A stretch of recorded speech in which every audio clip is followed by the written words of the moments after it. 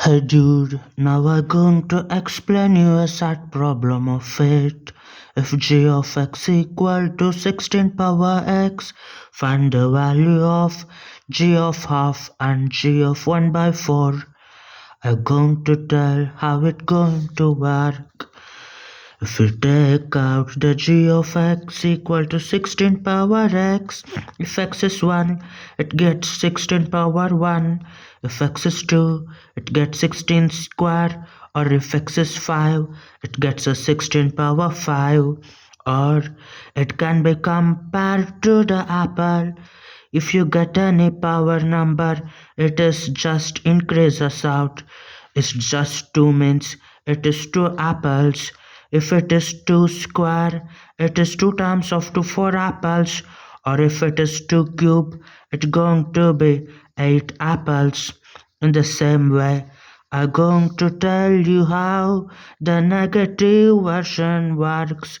2 power of minus 3 means 1 by 2 cube means it's going to become equal to 1 by 8. You take an apple or break it into 8 pieces, just a single piece of it. It is the negative exponent.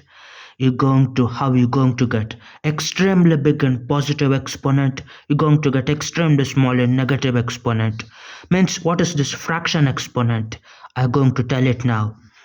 If you take it out a fraction exponent, here it is 16 power half means it's just nothing but root of 16. Or if you take out 16 power 1 by 4 means it is fourth root of 16. It is nothing but getting smaller, smaller and smaller, like square root of 2 is nothing but 1.43, means one apple and another one piece which is little smaller than that. Here I'm going to tell how it works. How here x equal to 1 or any positive number make a number extremely big. Negative part make it extremely small. It means this one fractional exponent going to make it little bit small. Like 2, if you take power of half, it becomes 1.43. Means 2 apples get to become little smaller, like 1.5 or little smaller than that. It's also like this. Here I'm going to tell how it going to work. Here 16 power x, here instead of it g of half means you're going to put 16 power of half.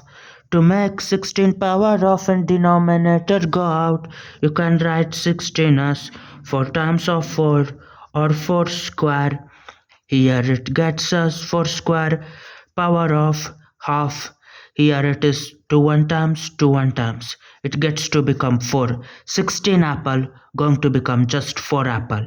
How even this going to make? I'm going to tell it now. Here g of 1 by 4. It's just like this. You take it out as 16 power of 1 by 4. 16 you can again write it as 2 times of 2 times of 2 times of 2. 2 times of 2 is 4. 4 times of 2 is 8. 8 times of 2 is 16. So you can write it as 2 power of 4 power of 1 by 4. For 1 times it's going to remain as 2. Now you may ask how the fraction power or negative power going to decrease us out. Now I'm going to tell. A positive exponent going to make extremely big. 16 square means 16 times of 16. 16 times of 10 160. 16 times of 6 96. It's going to become 256. Extremely big. Or the negative power going to make extremely small.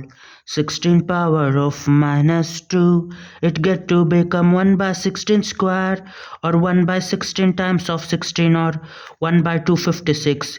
It's you take an apple, you're going to make it into 256 lot of pieces. You get very tiny this much pieces. So how 16 square going to make extremely big, like big 256 apples, 1 apple, 2 apple, 3 apple, 4 apple, 5 apple, like this you keep on taking out, you're going to get 256 apples. In the same way, in negative exponent, you're going to make an apple into 256 pieces. Here you're going to make 256 pieces. Each is lot smaller pieces, and you just take one of the pieces of just single apple. You make 256 pieces and just take one piece. But here you're going to take it out as a fractional power. You're going to get it as 4. It's going to decrease from 16 to 4, but it won't decrease extremely like negative power, or it won't increase like the normal power, or it won't even remain the actual base number. It's going to decrease a little bit because it is square, cube, or root of any number of power. Now you're going to get it as g power of half plus g power of 1 by 4. Now what happens if you add them?